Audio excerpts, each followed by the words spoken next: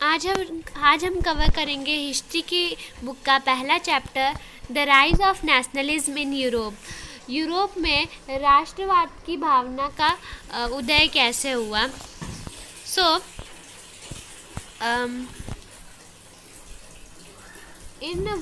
In 1848, Frédéric Rousseau, a French artist, prepared a series of 4 prints visualizing his dream of world made up of democratic and social republics, as he called them. तो एक French artist थे जिनका नाम था Frederick रूसोयो। उन्होंने 4 prints बनाई, उन्होंने 4 paintings तैयार की ताकि वे अपने एक आइडिया को डेमोन्स्ट्रेट कर सकें। उस आइडिया के से वे एक डेमोक्रेटिक और सोशल रिपब्लिक्स की भावना को बढ़ाना चाहते थे।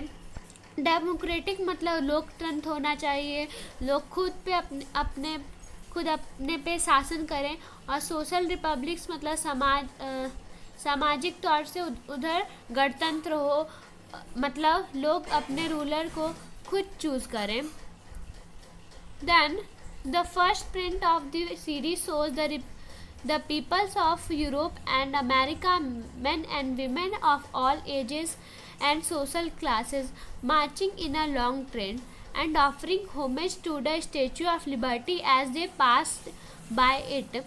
तो जो पहली पेंटिंग है उस सीरीज़ में, उसमें फ्रेडरिक रूसोयो ने पहले जो अमेरिका और यूरोप के लोगों को दर्शाया है, उधर के मेन और विमेन चिल्ड्रन को भी दर्शाया है, सारे हर एज के, चाहे बूढ़े बच्चे जवान, सबको दर्शाया है। हर सोशल क्लास, अमीर गरीब, या यहाँ तक कि जो 3 स्टेट्स थी, the first state of clergy और second state of nobility and third state peasants, artisans, businessman, सबको एक लॉन्ग ट्रेन में दर्शाया है। और वे लोग स्टैचू ऑफ लिबर्टी, जो फ्रीडम का प्रतीक है, उसको, फ्रीडम और इंडिपेंडेंस का प्रतीक है स्टैचू ऑफ लिबर्टी, उसको रिस्पेक्ट शो कर रहे हैं। वो लोग कहाँ के हैं? वे लोग तो यूरोप और अमेरिका के हैं। As you would recall, artist of the time of French revolution personified liberty as a female figure. तो फ्रेंच रिवॉल्यूशन के टाइम, फ्रांस में क्रांति के दौरान लिबर्टी है वो एक फीमेल फिगर के रूप में दर्शाया गया है। ये जो टॉर्च ऑफ एनलाइटमेंट है वो एक हाथ में, दूसरे हाथ में अधिकारों की सूची है। तो ये है स्टैचू ऑफ लिबर्टी का जो फीमेल फिगर है उनके हाथ में। तो देखते हैं कि वो कहाँ है। ये जो स्टैचू ऑफ लिबर्टी है तो उसके आधार पे हम देख सकते हैं कि यहाँ पे, एक सेकेंड जी, यहाँ पे उनके पास टॉर्च ऑफ एनलाइटमेंट है और यहाँ पे charter of rights of man. यहाँ पे हम देख सकते हैं एंजल्स हैं, जीसस क्रिस्ट हैं, यहाँ गॉड्स हैं, यहाँ एंजल्स हैं। तो नीचे क्या है? ये जो पड़े हुए हैं वे भी तो कुछ होंगे। On the earth in the foreground of the image lie in the Saturn remains of symbols of absolutist institution। तो absolutist मतलब क्या होता है? वो निरंकुश शासन, मतलब राजा का वो अपने पावर को यूज़ करने के लिए इंडिपेंडेंट है, ऐसे करके जो शासन होता है जिस पे कोई रोक नहीं होता है, उसको निरंकुश शासन, एब्सोल्यूटिस्ट इंस्टीट्यूशन का नाम दिया गया है। और यहाँ उसी का सिंबल ग्राउंड पे फेंका पड़ा हुआ है। यहाँ क्रोन्स है, यहाँ पे जो पत्रिका वगैरह वगैरह राजा से रिलेटेड सभी चीज़ें फेंकी पड़ी हैं। तो एब्सोल्यूटिस्ट एक सिस्टम ऑफ रूल है जिस पे कोई किसी भी तरह का रिस्ट्रेंस दबाव नहीं होता है उसके पावर के एग्जीक्यूशन के लिए। किसी तरह का उसके पावर को उसकी कोई जुडिशरी नहीं होती है, कोई उस पे उसको ऑपरेट नहीं कर सकता है। वे खुद लोगों पे अपने मन का शासन करते हैं। ये एक तरीके से मोनार्कियल फॉर्म ऑफ गवर्नमेंट है और ये फुल्ली मिलिटराइज्ड होती है और लोगों को दबाने के लिए होती है, और ये एक ही टाउन में सेंट्रलाइज्ड भी होती है। एक ही जगह से दूसरे सारे जो प्रांतों को कंट्रोल किया जाता है। ठीक, अब हम देखते हैं कि फ्रेडरिक सोरेयो के यूटोपियन विज़न एक ऐसा काल्पनिक विज़न है। काल्पनिक दृष्टि से जो रोसेयो हैं वो चाहते हैं कि जो वर्ल्ड के जो लोग हैं वो डिफरेंट नेशंस में बटे हुए हो और उनका जो एक नेशन के जो लोग हो, पीपल हो, वो एक दूसरे से जुड़े हुए हो फ्लैग्स के थ्रू और उनके नेशनल कॉस्ट्यूम के थ्रू। तो इस प्रोसेशन में, इस पेंटिंग में हम देखते हैं कि स्टैचू ऑफ लिबर्टी के आगे यूनाइटेड स्टेट्स और स्विट्ज़रलैंड, ये दोनों कंट्रीज निकल चुकी हैं। मतलब ये नेशन स्टेट्स बन चुके हैं। इनके पास खुद का राष्ट्र है इन दोनों कंट्रीज के पास। जबकि फ्रांस का एक ट्राई कलर का रिवॉल्यूशनरी फ्लैग जो क्रांति का ये भी सिंबल दे रहा है, पर वो फुल्ली तरीके से नेशन स्टेट नहीं बना है। फ्रांस जो है उसको जर्मनी द्वारा फॉलो किया जा रहा है और जर्मनी के पास खुद का ब्लैक, रेड और गोल्डन कलर का फ्लैग है। जबकि हमें पता है कि फ्रांस के पास ब्लू, वाइट और रेड कलर का फ्लैग है। ठीक, interestingly, at the time when Soreyo created the image, German people did not exist as a united nation. The flag they carry is an expression of their liberal hopes in 1848 to unify the numerous German-speaking principalities into the nation-state under the democratic constitution. तो उसमें Germany नाम का उस समय कोई राष्ट्र हुआ ही नहीं कर सकता। यहाँ पे उधर स्टेट भी नहीं था। 19th सेंचुरी के टाइम में जर्मनी नाम का कोई लोगों के अंदर भावना ही नहीं प्रकट हुआ कि ऐसा कोई राष्ट्र होना चाहिए जो सिंगल लैंग्वेज को लेकर बेस्ड हो, लोगों के पास कॉमन लैंग्वेज हो।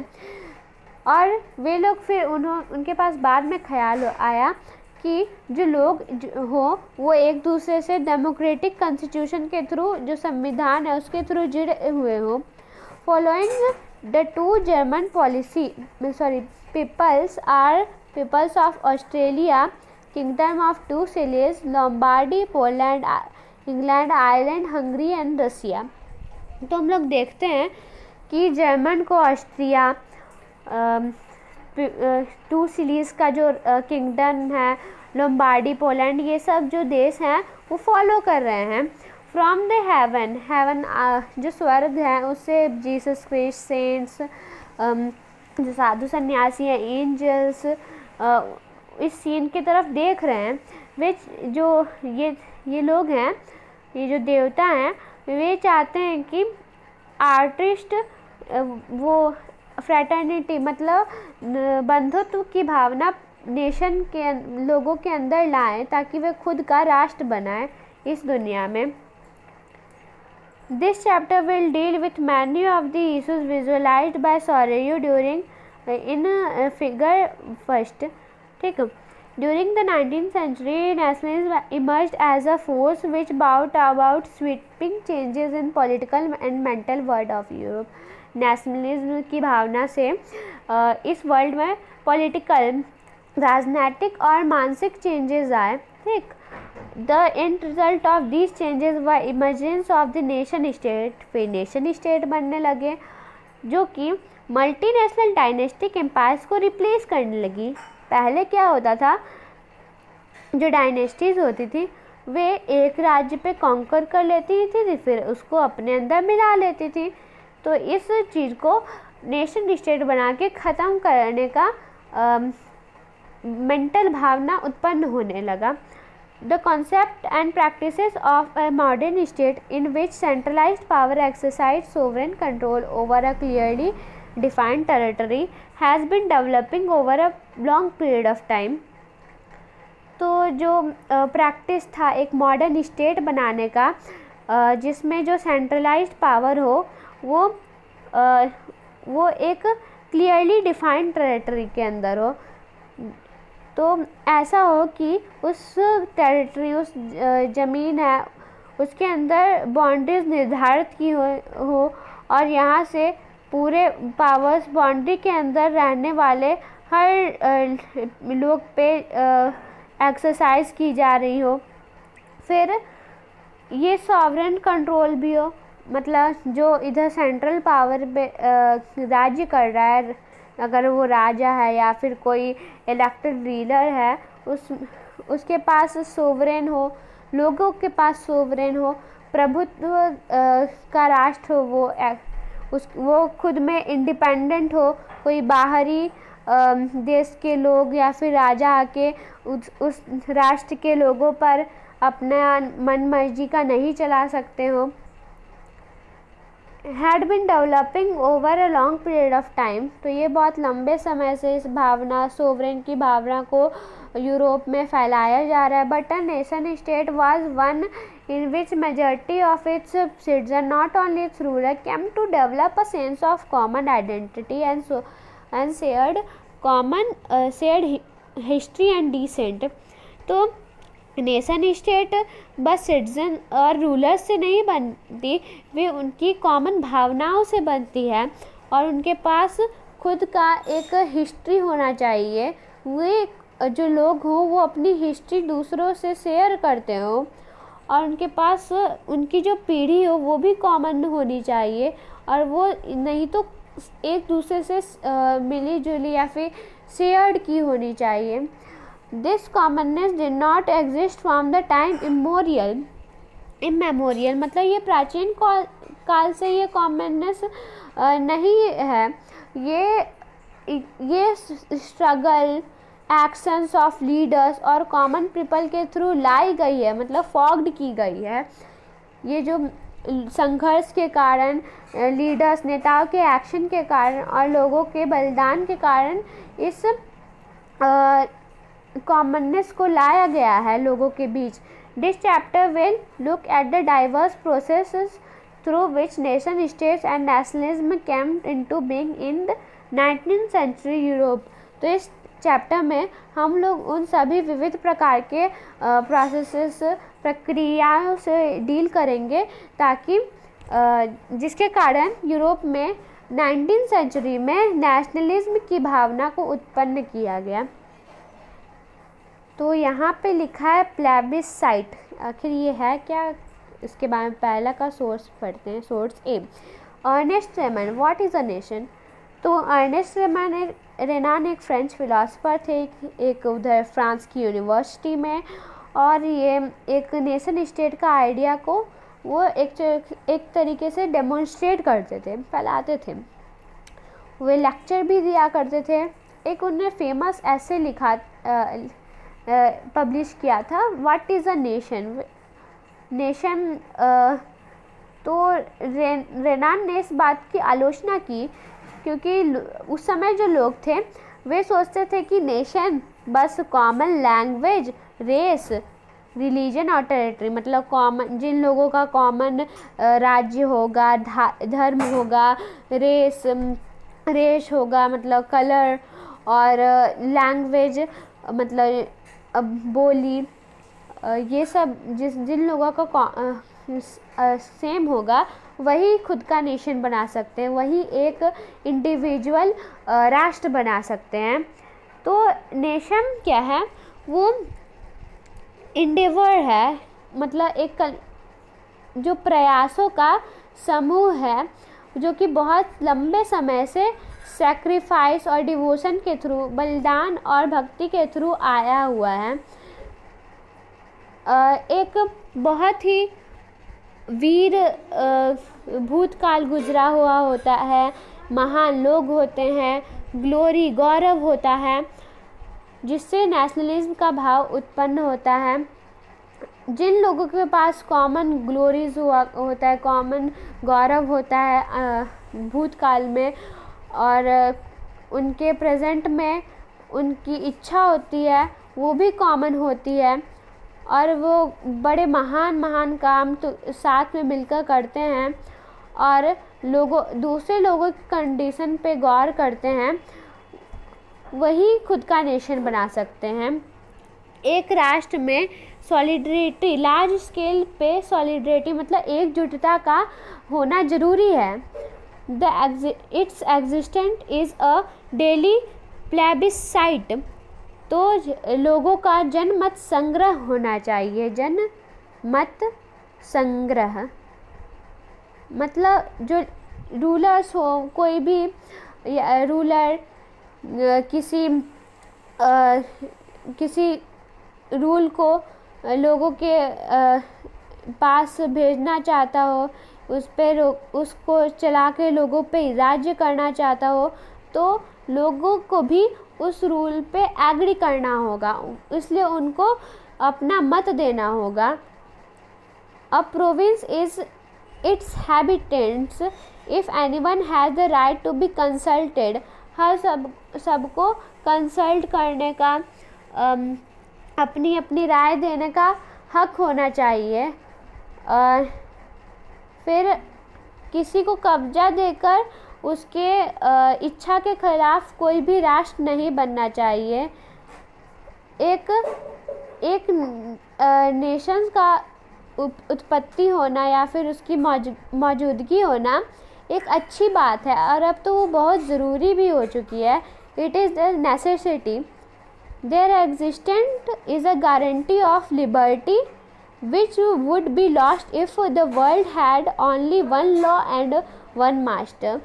तो जो लिबर्टी की भावना है, जो गारंटी है, वो नेशन के बिना मिट सकती है अगर वर्ल्ड में सिर्फ एक ही लॉ हो और एक ही उसको चलाने वाला मास्टर हो, जो कॉमन पीपल पे वो लॉ एग्जीक्यूट करता हो। इसीलिए हर common history, common glory, great man sacrifices या फिर डिसेंट शेयर करने वालों के साथ खुद का राष्ट्र होना चाहिए। तो एग्ज़ाम में अगर नेशन के बारे में पूछे तो हम ये लिख सकते हैं। तो प्लेबिसाइट मतलब हुआ जनमत संग्रह, a direct vote by which all people of religion are asked to accept और रिफ्यूज़ और रिजेक्ट अ प्रपोजल। कोई भी प्रपोजल आता है तो एक डायरेक्ट वोट लोग दे सकते हैं उधर के रूलर को, ताकि वो उस प्रपोजल को एक्सेप्ट करें या ना करें। अगर ज़्यादा अमाउंट ऑफ रिजेक्शन आया तो वो प्रपोजल रिफ्यूज़ कर दिया जाएगा। सो अभी हो चुका है 15 मिनट, तो अभी हम लोग ये स्टार्ट कर चुके हैं। The French revolution and the idea of nation, France में कैसे क्रांति हुई और नेशनलिज्म की आइडिया को कैसे बढ़ावा मिला। The first clear expression of nationalism came with the French revolution in 1789। France, as you would remember, was a full-fledged territorial state। full-fledged territorial state का मतलब पूर्ण तरीके से विकसित एक प्रादेशिक राज्य था। फुल्ली मतलब developed under the rule of absolute monarch, मतलब जो उधर असीमित पावर वाला जो शक्ति से वो रूल किया जा रहा था फ्रांस के लोगों पर, उनके पास मोनार्की थी, राजतंत्र था। The political and constitutional changes that came in the wake of French revolution led to the transfer of sovereignty from the monarchy to the body of citizen. तो अगर एग्ज़ाम में पूछे कि राजनीतिक और संवैधानिक चेंजेस से जो बदलाव आए तो उससे क्या हुआ, तो उसमें जो सोवर्निटी मतलब प्रभुत्व की जो भावना है वो मोनार्की में जो पहले हुआ करती थी वो फ्रेंच सिटीजन में ट्रांसफ़र हो गई। ठीक, The revolution proclaimed that it was the people who would henceforth constitute the nation and shape its destiny। तो इस रिवॉल्यूशन से यह पता चला कि सिर्फ ये लोगों पे ही डिपेंड करता है कि वो खुद का कैसा राष्ट्र बनाते हैं और उसकी नियति, उसका भाग्य कैसे डिसाइड करते हैं, उसको कैसे शेप देते हैं। From the very beginning, the French revolutionaries introduced various measures and practices that would create a sense of collective identity amongst the French people। तो जो क्रांतिकारी थे फ्रांस में, उन्होंने बहुत सारे मेजर्स और प्रैक्टिसेस को अपनाए, बहुत सारे मापदंड अपनाए ताकि वे कलेक्टिव आइडेंटिटी, लोगों के पास कॉमन आइडेंटिटी की भावना को स्प्रेड कर सकें। The ideas of la patrie, the fatherland and le citizen emphasize the notion of united community enjoying equal rights under a constitution. तो एक ही फादरलैंड, कॉमन फादरलैंड और सबको सिटीजन मतलब सर, मास्टर, मैडम ऐसे करके नहीं कहा जाए, आप सिटीजन हैं, कॉमन पीपल हैं। तो इस तरीके का नोशन से लोगों के अंदर यूनिटी का भावना उत्पन्न किया गया और जिससे कि लोगों को इक्वल राइट्स मिले कॉन्स्टिट्यूशन के अंदर। A new French flag the tricolour was chosen to replace, जो मैंने पहले बताया था ब्लू वाइट रेड कलर का जो फ्लैग था फ्रांस का, वो रॉयल स्टैंडर्ड के से हटकर चूज़ किया गया। वहाँ का जो मंत्रिमंडल था, द स्टेट जनरल, उसको पहले एक्टिव सिटीजन के द्वारा इलेक्ट किया जाता था, अब उसको रीनेम करके नेशनल असेंबली कर दिया गया। ठीक, जैसे ही उधर फ्रांस में कॉन्स्टिट्यूशन आया, न्यू हाइम्स वर कंपोज्ड, मतलब हाइम्स मतलब होता है भजन, उनको लाया गया। ओट्स टेकन, ओट्स मतलब शपथ ली गई। एंड मार्टियर्स कॉमेरेटेड, जो शहीद हैं उनको याद किया गया। All in the name of the nation, ये सब नेशन के नाम पे हुआ। A centralized administrative citizen was put in a place and it formulated uniform laws for all citizen within the territory. तो एक सेंट्रलाइज्ड प्रशासनिक प्रणाली उसको लाई गई और जिससे कि यूनिफॉर्म लॉ हर सिटीजन के लिए एक तरीके का लॉ जो टेरिटरी के अंदर रहते थे वो भी लाया गया एडमिनिस्ट्रेटिव सिटीजन से। जैसे इंडिया में IAS है इंडियन एडमिनिस्ट्रेटिव सिटीजन, तो फ्रांस का भी एक एडमिनिस्ट्रेटिव सिटीजन के थ्रू सिस्टम के थ्रू यूनिफॉर्म लॉज ला गए। कस्टम ड्यूटीज़, जो सीमा शुल्क को भी हटाया गया, मतलब फ्रांस में जो प्रोविंसेस हैं किसी सामान को इधर से उधर ट्रांसफ़र करने के लिए जो बाउंड्री के आर पार जो टैक्सेस लगते हैं, सीमा शुल्क उधर जो लगते हैं, उसको भी घटाया गया या कम किया गया या फिर हटाया गया, अबॉलिश कर दिया गया। यहाँ पे अबॉलिश कर दिया गया। ठीक, ड्यूज थे जो बकाया था वो भी माफ़ कर दिया गया। Under uniform system of weights and measures were adopt, तो जो वजन करने का, मापदंड का एक यूनिफॉर्म सिस्टम अडॉप्ट किया गया। रीजनल डायलेक्ट्स वर डिस्करेज, जो क्षेत्रीय उपभाषाएं होती हैं ना, उसको डिस्करेज्ड कर दिया गया, हतोत्साहित, मतलब उसको हटाओ और एक कॉमन लैंग्वेज ही बोलना है, ऐसा लाया गया। क्योंकि एक नेशन के अंदर आइडियाज़ को नेशनलिस्ट के आइडिया को इधर से उधर ट्रांसफ़र करने के लिए डिफरेंट प्रोविंसेस में या फिर डिफरेंट सोसाइटीज़ में लोगों की भाषा भी तो एक ही होनी चाहिए। तो फ्रांस जो पेरिस में बोला जाता था फ्रेंच लैंग्वेज, उसको भी कॉमन लैंग्वेज के थ्रू के तरह यूज़ किया जाने लगा। The revolutionaries further declare that it was the mission and destiny of the French nation to liberate the peoples of Europe from despotism. In other words, to help other peoples of Europe to become nation. तो despotism मतलब होता है तानाशाही। तो जो क्रांतिकारी थे उन्होंने डिक्लेयर किया, जो उनका उद्देश्य है कि फ्रांस का भाग्य है वो जब यूरोप के लोग लिबरेट होंगे, मतलब आज़ाद होंगे, और उनको जब तानाशाही से मुक्ति मिलेगी, तब जो नेशनलिज्म की भावना उत्पन्न होगी, उसी से यूरोप का जो भाग्य निर्धारित होगा। ऐसा रिवॉल्यूशन ने डिक्लेयर किया। With the News of events in France reached the different cities of Europe. Students and other members of educated middle class began setting up Jacobin club. लोग अपना जैकोबिन क्लब बनाने लगे। जो एजुकेटेड मिडिल क्लास और students थे, उनका जो activities था, गतिविधियाँ थी, कैंपेन्स थे, अभियान, ये सब फ्रेंच आर्मीज़ को भी इन्फ्लुएंस करने लगी। और वो जो आर्मी थी वो होलैंड, बेल्जियम, स्विट्ज़रलैंड और इटली तक भी इस आइडिया, नेशनलिज्म के आइडिया को पहुंचाने लगी। इन द 1790s, मतलब लेट 18th सेंचुरी तक ये नेशनलिज्म की भावना एक से दूसरे से तीसरी जगह फैलने लगी आर्मीज़ के थ्रू। With the outbreak of the revolutionary wars, the French armies began to carry the idea of nationalism abroad. तो यही बात है।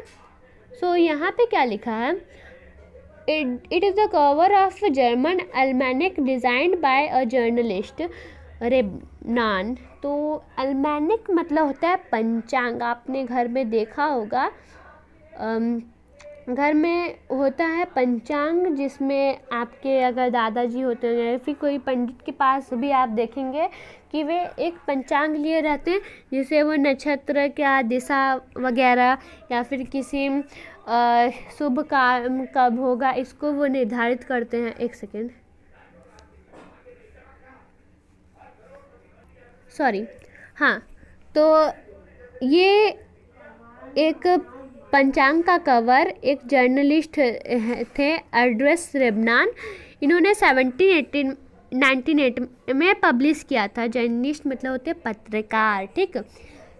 The image of French Bastille being stormed, आपने पिछले क्लास में फर्स्ट चैप्टर में फ्रेंच रिवॉल्यूशन में पढ़ा होगा। जो बेस्टाइल को लोगों द्वारा स्टॉर्म्ड किया गया था, उस पर आक्रमण किया गया था ताकि उनको इंडिपेंडेंस मिल सके, उनका एक कॉन्स्टिट्यूशन बन सके।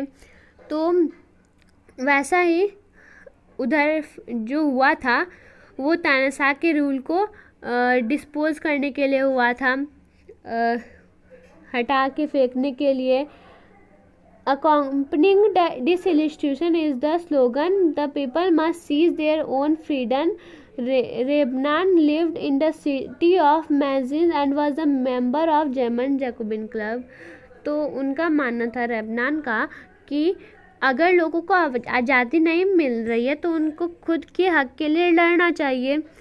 क्योंकि और रेबनान इस बात से इन्फ्लुएंस थे कि लोगों को इंडिपेंडेंस मिलना चाहिए, लिबर्टी, इक्वलिटी और उनमें फ्रैटर्निटी, बंधुत्व की भावना होनी चाहिए, लोगों में इक्वलिटी होनी चाहिए और उनको खुद की आज़ादी मिलना चाहिए, उनका खुद का कॉन्स्टिट्यूशन होता चाहिए, उन लोगों उनका खुद का राष्ट्र होना चाहिए जिसमें डेमोक्रेटिक भावना हो।